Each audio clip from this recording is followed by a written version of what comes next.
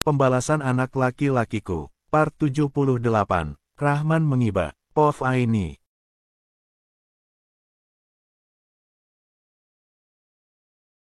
Apa yang membuatmu kembali ke sini, Mas? Tanyaku pada Mas Rahman yang kini sudah duduk di hadapanku. Mendengar pertanyaanku barusan, membuat wajah Mas Rahman sedikit menunduk dalam. Aku tahu dia malu karena tatapan mataku yang penuh selidik. Lihatlah tubuh ringkih di depanku ini, kemana tubuh yang gagahnya dulu saat menyiksa kami semua. Walaupun sudah 5 tahun berlalu, aku masih menyimpan semua kesakitan itu dengan sangat rapi. Ingatan itu tidak akan bisa hilang walaupun 100 tahun telah berlalu. Apa kabar, Aini? Hanya kata itu yang keluar dari mulut Mas Rahman yang dari tadi terdiam. Kedua tangannya saling bertautan, sesekali dia mengelus pelan lututnya sendiri. Aku tahu dia gugup, ini bukan kali pertama aku melihatnya seperti ini. Jauh sebelum ini, saat dia menawarkan diri untuk menikahiku dulu. Sikapnya juga seperti ini, dan aku tidak akan tertipu untuk kedua kalinya. Seperti yang kamu lihat, Mas. Kehidupan kami jauh lebih baik setelah kamu dan wanita itu tidak mengganggu kami lagi, jawabku tanpa melihat ke arahnya lagi. Tatapanku lurus ke depan mengenang bagaimana perlakuan Mas Rahman dan Maya padaku dulu. Sangat menyakitkan, sengaja aku mengingat perlakuan mereka, agar aku tidak luluh dan memaafkannya. Anak-anakku di mana, Aini? Aku sangat merindukan mereka, ucap Mas Rahman lagi yang membuatku kembali terdiam. Mataku dengan tajam melihat ke arahnya, dia menunduk lagi. Anak-anakmu yang mana, Mas? Yuda, dia tidak ada di sini, kamu salah alamat, jawabku dengan hati yang mulai terasa perih. Membayangkan bagaimana aku menggantikan perannya sebagai kepala keluarga. Menjadi ibu sekaligus ayah untuk keenam anak-anakku yang masih kecil. Mengingat bagaimana mereka menangis setiap malam ketika akan tidur. Memanggil nama ayahnya yang sangat mereka rindukan. Anak-anakku yang malang, jangan begini, Aini. Mereka juga anak-anakku, bagaimanapun keadaannya. Tidak ada yang bisa memutuskan hubungan antara ayah dan anak, balas Mas Rahman lagi yang membuatku tertawa meremehkan. Oh ya, siapa bilang tidak bisa, kamu jangan pura-pura amnesia, Mas. Kamu lupa bagaimana dulu sudah membuang kami semua demi wanita itu. Kamu bahkan menyuruh anak-anak untuk melupakan kamu dan menyuruh mereka menganggap kamu sudah mati. Jangan lupa dengan perbuatan zalim kamu itu, Mas, sanggahku berapi-api. Mataku memanas, setiap goresan yang ditorehkan oleh Mas Rahman masih terasa hingga sekarang. Aku belum bisa memaafkannya, aku belum bisa berdamai dengan keadaan ini. Semuanya masih begitu nyata, bagaimana dia menamparku, menjambakku dan menghinaku. Apalagi ketika Mas Rahman memukul tubuh kurus Lukman tanpa ampun. Semua itu masih jelas, sangat jelas. Aini, aku minta maaf. Maafkan semua kesalahanku. Dulu aku hilaf, tolong jangan ingat lagi semua kejadian yang sudah berlalu. Bukankah kamu wanita yang hatinya sangat baik, bukankah kamu wanita pemaaf? Aini, aku mohon maafkan aku. Aku berjanji akan memperbaiki ini semua, mohon Mas Rahman mengiba. Bahkan kini dia menangis, pipi kurusnya itu sudah basah dengan air mata.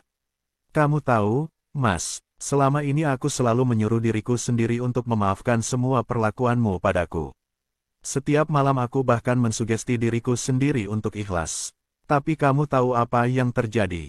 Aku semakin membencimu, Mas. Aku tidak bisa memaafkan semua perlakuan yang telah kamu lakukan padaku. Bagaimana dulu kamu memfitnah Handoko? Bagaimana dulu kamu mengambil kesempatan itu untuk menikahiku tanpa cinta? Bagaimana kamu membersamaiku dengan balutan dendam?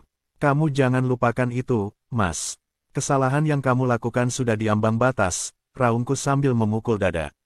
Rasanya sesak kembali menyerang, kuhirup semua oksigen yang ada. Agar dada ini tidak lagi terasa berat. Aini, itu sudah sangat lama berlalu. Kamu tahu itu, bahkan aku sudah lupa. Kamu tidak harus mengingat semuanya, karena itu hanya masa lalu, sahut Mas Rahman yang membuatku terdiam mematung. Sedetik kemudian aku kembali tersenyum sinis mendengar ucapannya barusan. Mending kamu pergi, Mas. Sebelum semuanya menjadi tambah runyam. Kamu pulang? Aku juga sangat sibuk sekarang, usirku sambil menunjuk ke arah pintu. Membuat Mas Rahman tertegun sebentar, namun kemudian kembali tenang. Tidak, Aini. Aku tidak akan pulang sebelum ketemu dengan anak-anakku. Mereka pasti sangat merindukan aku, tolak Mas Rahman sambil bangkit dan berjalan ke arah tangga. Aku segera bangun dan mengejar langkah Mas Rahman yang terlihat menyeret kakinya. Aku tertegun melihat keadaan Mas Rahman sekarang. Sejak kapan keadaan tubuhnya seperti ini? Inikah alasannya mengapa Mas Rahman kembali pada kami? Dulu Lukman memang pernah menunjukkan foto dan video ketika Mas Rahman di rumah sakit. Ketika dulu dia terkena stroke. Namun aku tidak tahu jika keadaannya bisa berefek sampai sekarang. Dulu pernah Nanda dan Mia ingin pergi menjenguk ayahnya. Namun dengan cepat Ali dan Lukman menahan mereka. Ali mengatakan jika ayah mereka sudah tidak ada. Yang dilihat itu adalah orang lain. Ali juga mengatakan tidak boleh ada yang menjenguk Mas Rahman.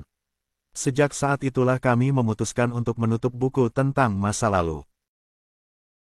Sejak saat itulah kami tidak pernah mau tahu lagi tentang Mas Rahman dan istrinya. Begitu juga Mia dan anak-anakku yang lain. Mereka tidak pernah menanyakan di mana Mas Rahman lagi. Mia, Anto, Nanda, Lukman, Salma, teriak Mas Rahman sambil menaiki tangga. Sebenarnya aku ingin mencegahnya, namun sesaat aku teringat. Lebih baik aku membiarkan mereka bertemu. Jika tidak, pasti lain kali Mas Rahman akan datang kembali ke sini dan berusaha untuk tetap menemui anak-anak. Instingku sebagai seorang ibu tidak pernah salah, aku yang lebih tahu bagaimana anak-anak. Dan aku yakin mereka tidak akan mau menerima Mas Rahman kembali. Kebetulan mereka semua sedang ada di atas, hari ini kami sengaja berkumpul karena besok kami semua akan ke rumah Mas Henry. Melamar anaknya untuk Ali, aku langsung berlari dan dengan cepat menaiki anak tangga, menyusul Mas Rahman. Namun langkahku terhenti ketika melihat tubuh Mas Rahman membeku di depan pintu. Padahal tadi di sini sangat riuh dengan suara anak-anak, kenapa semuanya menjadi terdiam? Aku kembali berjalan melewati tubuh Mas Rahman yang masih berdiri mematung. Nafasku sampai ngos-ngosan karena menaiki tangga dengan cepat. Terlihat anak-anak terdiam melihat ke arahku dan Mas Rahman. "Ibu, dia siapa?" tanya Anto yang tiba-tiba menghampiriku sambil memegang keranjang yang akan dihias. Seserahan kecil untuk keluarga Alea besok. Pantas Anto tidak mengenali Mas Rahman, dulu dia masih menyusu saat ditinggalkan ayahnya. Sekarang dia sudah sekolah. Dia, ini ayah, nak, kamu Anto kan? Kamu ingatkan sama ayah? Kamu kangen kan sama ayah? Ucap Mas Rahman memotong ucapanku barusan. Dia sedikit menunduk, tangannya ingin menggapai Anto. Namun Anto langsung melangkah mundur, membuat wajah Mas Rahman berubah masam. "Kamu lihat sendiri kan, Mas. Tidak ada yang mengharapkan kedatanganmu ke sini. Jadi lebih baik kamu pulang saja," ucapku pelan namun penuh ketegasan. "Salma, kamu gak kangen sama ayah nak?" tanya Mas Rahman lagi tidak memperdulikan ucapanku barusan. Dengan tongkatnya dia berusaha menggapai Salma yang sedang melihat beberapa perhiasan yang akan dibawa besok ke acara lamaran. "Stop, Tuan. Anda salah alamat, ini bukan rumah Anda bukan. Lagi pula kami semua tidak mengenal Anda," tegas Salma seraya mengangkat tangannya di depan. Membuat langkah Mas Rahman terhenti, matanya mulai mengembun, tampak bulir bening itu jatuh ke pipi tuanya. "Nanda, Lukman, Mia, kalian tidak ingat ayah. Ayah sangat merindukan kalian. Ayah rindu kita main sama-sama lagi kayak dulu. Ayah rindu saat kalian memeluk ayah. Ayah rindu kalian, nak," ucap Mas Rahman sambil terisak. Dia menangis terseduh-seduh, air matanya luruh membuatku harus membuang wajah ke arah lain.